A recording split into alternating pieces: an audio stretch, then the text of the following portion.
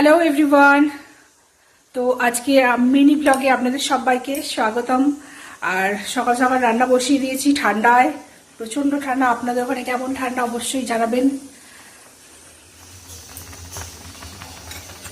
তো এই যে এখানে ভাত হচ্ছে, ভাতটা প্রায় হয়েই গেছে, একটু পরেই নামিয়ে নেব। আর এদিকে হচ্ছে মুসুর ডাল সেদ্ধ, আর এদিকে হচ্ছে পেঁয়াজ কলি ভাজা। এখন রান্না চলছে বাঁধাকপির ঘন্ট, একদম নিরামিষ।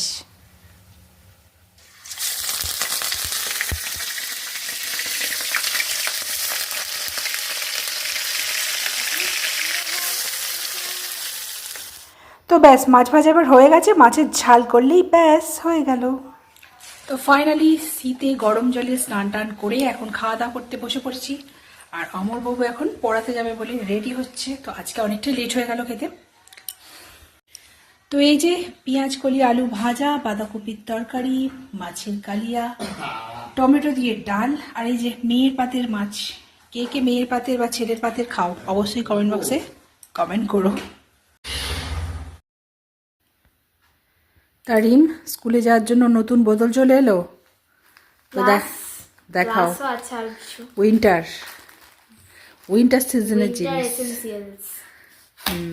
প্রথমে এটা দুটো অ্যামাজন থেকে, হচ্ছে Pexpo stainless steel water bottle, 1 litre. কালারটা খুব সুন্দর হয়েছে, মানে স্টিল কালারটা দেখা যাচ্ছে না, এর উপর কালার করা আছে। আর এটা জিপার। ঠিক আছে, উইন্টার এসেন্সিয়ালটা দেখিয়ে দাও। হেডব্যান্ড, যেখানে নটেড আছে, আমি এরমায় করতে পারবো। আর কোয়ালিটিটা খুব ভালো এসছে, উলের এই মানে বুনানগুলো, এগুলো ভালো। ঠিক আছে, এগুলো কান চাপাটা বেশ ভালো থাকবে, ঠান্ডাটা ঢুকবে না। আর ভালো স্ট্রেচেবল। 2000 years later.